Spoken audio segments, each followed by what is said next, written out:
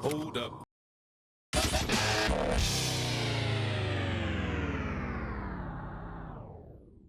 What's going down, beautiful people? Today we are taking a look at political parties for your AP government class. No matter which book you got, we're going to help you out. So let's party. A political party is a group trying to win elections and control the government. That is one of their main goals. And party membership is open and fluid. So you could be a Democrat, you could be a Republican, you could switch political parties, or you could say, I'm not going to be any of these parties and be an independent. Each party, as an organization, has a national, state, and local office and staff, and they have their own budgets, their own rules, their own goals, and organizational structures.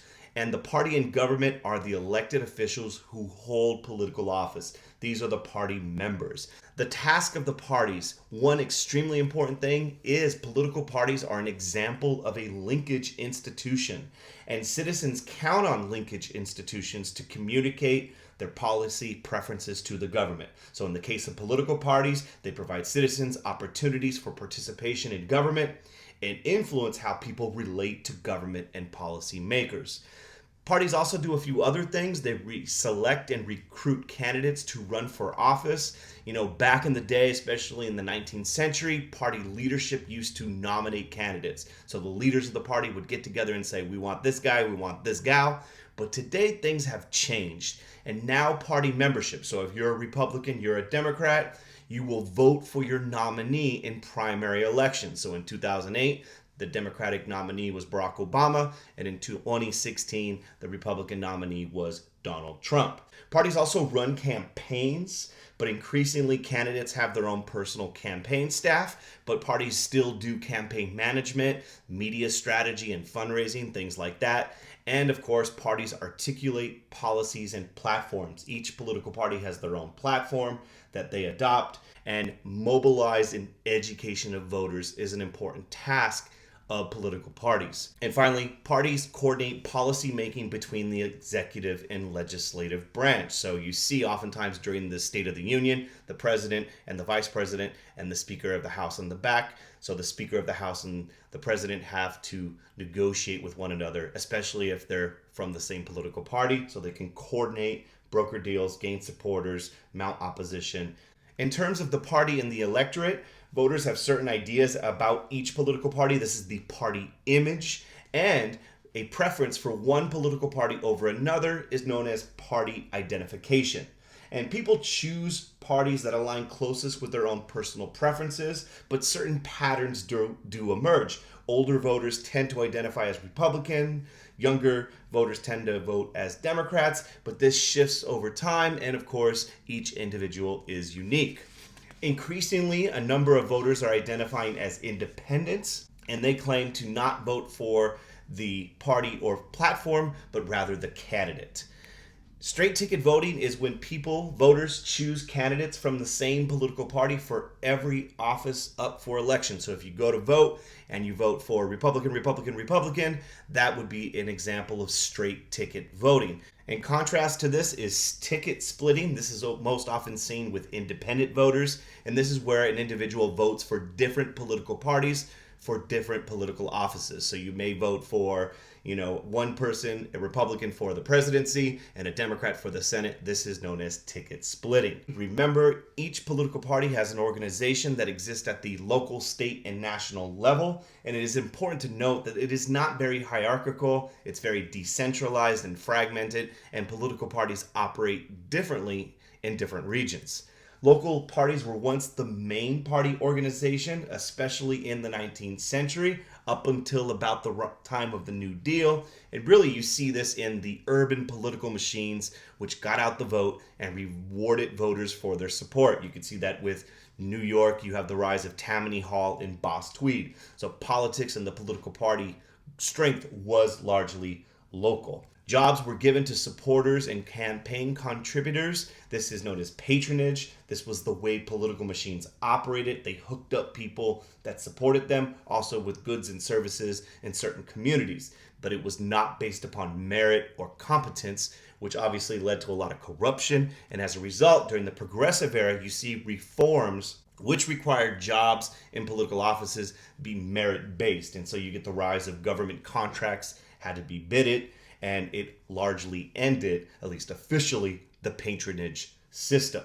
State party organizations decide the rules for voting. So in California, where I'm at, you got the Democratic Party and you also have the California GOP. They set up, for example, the procedures for elections. And this is really important because each state has their own way of doing things when it comes to elections. In some states, you have an open primary in which all voters can vote in the election. So, for example, if you're a Democrat, you could still vote for Republican candidates, even though you don't officially belong to that party.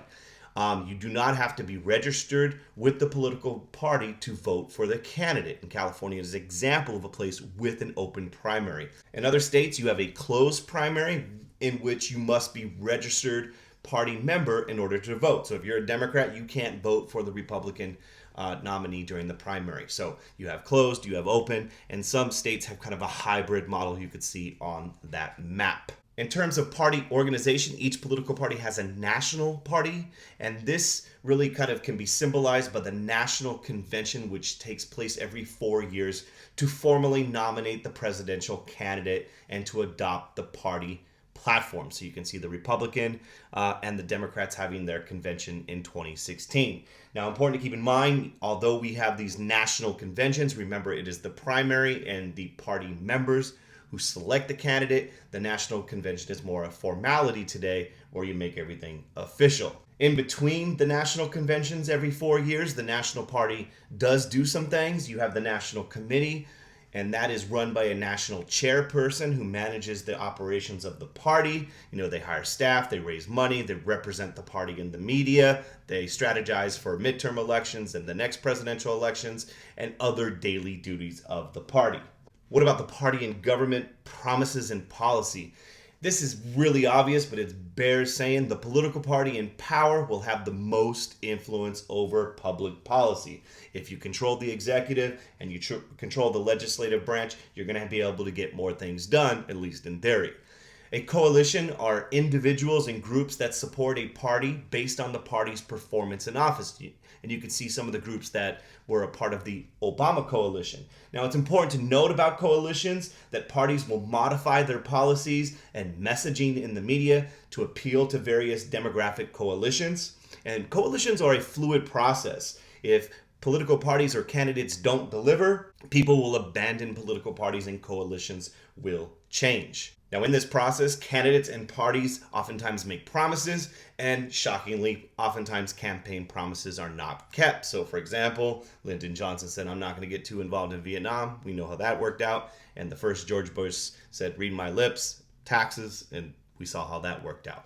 Now, a major reason why campaign promises may not be kept is because things change. If a particular candidate is a Democrat and the Democrats control Congress, and in the midterm election they happen to lose control of Congress, this shifts their ability to get their legislative agenda passed and their promises kept. There have been party eras in American history, and before we break some of those down, it's important to note there is no mention of political parties in the Constitution. Many of the framers did not want political parties. James Madison warned against the evils of factions. In fact, your boy George Washington issued a warning about political parties in his farewell address. Another thing to keep in mind is many other democratic countries, like our mama England, have more than 2 political parties. You can see some of the political parties in English politics, but for most of American history, a 2-party system has been the norm. So what are the 2 parties that have existed? And remember, they have shifted over time. Party coalitions fall apart and new ones form because of an important event or a crisis or an election. And here are some of the few big moments. The first party system kind of goes from 1796 to 1824. And really, this is the Federalists and the Democratic Republicans. We see the Federalists largely represented by your boy Alexander Hamilton and, of course, George Washington, John Adams. They favored a strong central government. There's the Bank of the United States issue that really divides them. And their opponents, or the other political group is led by Thomas Jefferson, and these individuals are known as the Democratic Republicans. And for the Democratic Republicans, they favored strong state governments and a weaker national government. So they're opposed to the bank. So that is kind of one of the first kind of political two-party systems we have. And whereas the Federalists tended to favor manufacturing in more urban areas, the Democratic Republicans tended to be agrarian. In 1800, you get the election of Thomas Jefferson. It is the first peaceful transition of power between political parties and this idea of the loyal opposition and rotation of power. The second political party system is roughly from 1828 to 1856, and this is really the Whigs and the Democrats. And remember, in the election of 1824, Jackson's all mad, and in the election of 1828, he comes back and wins under this Democratic Party, which is a coalition of Westerners, Southerners, and propertyless whites. And the Democrats, of course, are led by Andrew Jackson. Martin Van Buren does a lot to kind of build up the party. Remember, this is a period of time where voting requirements were abolished for white males and a period of democratization for white males. And the Democrats largely kind of were the state rights dudes. And on the other side, you have the Whigs represented by, of course, your boy Henry Clay, which they tended to favor an active federal government. So certain themes, right? What is the role, the proper role of the federal government and state governments? This plays out in American history, just the parties change, the names change. And the Whigs are really going to form in opposition to Andrew Jackson.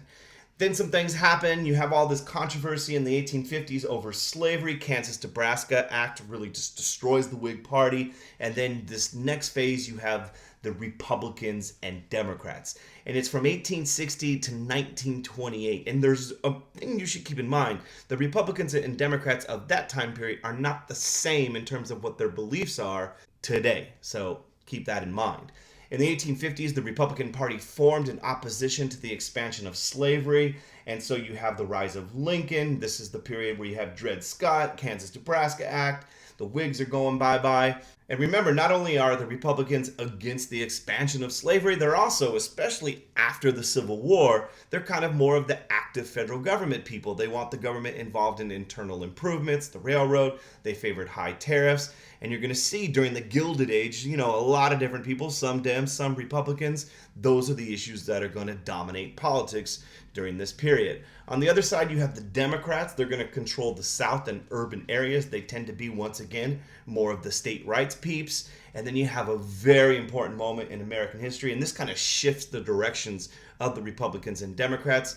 If the election of 1932, you get the rise of the New Deal coalition. The Great Depression and the election of 32 led to a shift in party loyalties. For one, the Democratic Party under Franklin Roosevelt supported increased government involvement. So what is this party realignment? And the New Deal coalition is made up of urban residents, unions, the poor, African Americans, women, and a lot of groups that had been historically marginalized in American politics. They kind of start voting in the election of 32 for the Democratic Party and this vision of increased government involvement.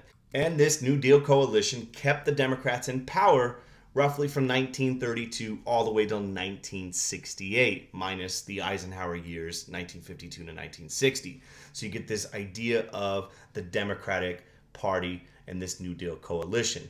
Lyndon Johnson tried to expand upon the goals of the New Deal with his Great Society, his domestic reform program with civil rights and a war on poverty. But the battle over Vietnam and civil rights policy really kind of fractured this New Deal coalition and kind of led to eventually what happens in 1968, which is another realignment. And you get this Southern realignment happening with the election of Richard Nixon, as the Republican candidate in 1968. He runs under a banner of support for state rights, law and order, strong military, things like this. And Southern white voters left the Democrats ever since the Democrats supported civil rights in 1948. When Truman desegregated the military, you get the rise of the Dixiecrats.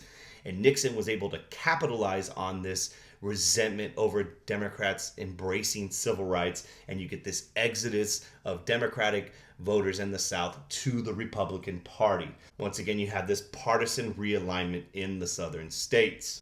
Since 1968, you have this era of divided party government, and what this means is different parties control the executive and legislative branches. It has been very rare that a single party controls the White House and both houses of Congress. You can see the few times since 1968 that has taken place. And this divided party government often leads to gridlock, and it's very difficult to get things done. And many people see this policy gridlock leading to political dealignment, where voters are moving away from both political parties, and you see a weakening of partisan preference. They may vote Republican, they may vote Democrat, they're not loyal to any one political party. Even though we have a two-party dominated system, third parties do exist and have existed throughout American history. And there are three types of third parties that you will find. One is cause parties. These parties are formed to promote a certain issue. So you see the National Prohibition Convention in 1892 right there. You also have parties that form around the issue of legalizing marijuana or abortion. These political parties tend to be single issue parties. They tend to take extreme ideological positions on issues. And the next type of political party is an offshoot of a major party. So for example, in 1912, Theodore Roosevelt ran under the Progressive Party platform when he failed to win the nomination for the Republican Party in 1912. So he said, I'm going to create my own political party. And then finally, you have individual aspirations. And these are parties that form around an individual trying to get elected.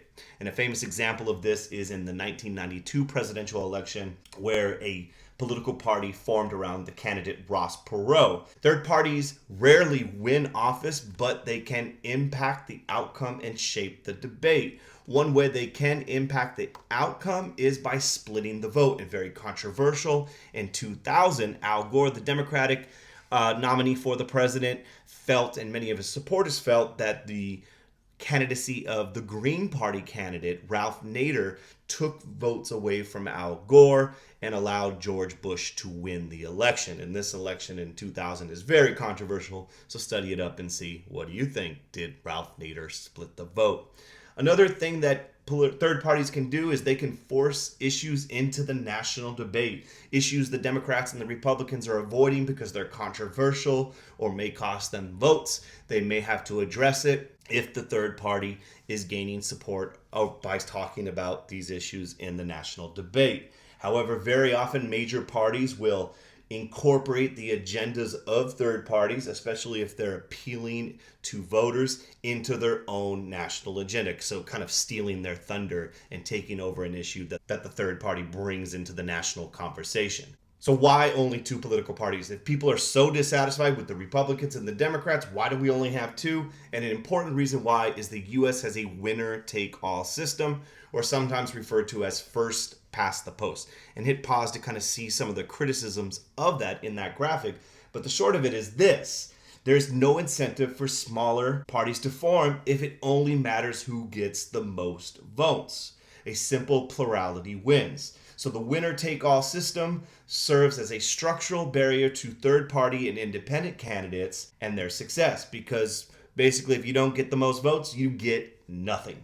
And this is really in contrast with a proportional representation system that other nations have. Many other nations, including England, have a proportional representation. And what this means is each party gets seats in proportion to the number of voters received. So even though you may not get the most, you'll still be rewarded with some seats in the legislative branch. The issue of political parties, like almost everything in AP government, is extraordinarily complex. Some argue we should have a responsible party model, and this is the belief that the majority party in power present a distinct, comprehensive governing program and commit towards its implementation. And the idea would be the majority party would accept responsibility for its policy. If it works, the public would know who to give the credit to, and if it does not work, then the minority party, the party that is not in power, would be given an opportunity to present its plan. Now, once again, the reality is political parties are tremendously complex and oftentimes do not agree on party platforms. If you ever watch the primaries for president, you have all these different individuals, and very often they have distinct and very dramatic disagreements over policy issues. And you can see that especially if you look at, for example, Southern Democrats, or oftentimes referred to as blue dog Democrats. Southern Democrats are much more conservative, especially on social issues, than their northern counterparts. And likewise, if you look at Republicans in California, they tend to be a bit more liberal on social issues than Republicans than, say, perhaps in Oklahoma. So even within political parties, it's very difficult to reach consensus and agreement. And remember, party leadership is weak in the United States, making it hard to enforce party unity and voting. And when you take into account regional differences in this reality, political parties get really messy. Hopefully we cleared up some of that mess for you. If we helped you out, go ahead and click like. And if you haven't done so, subscribe. And tell all your friends. Check out Jocz Productions. Have a beautiful night. Peace.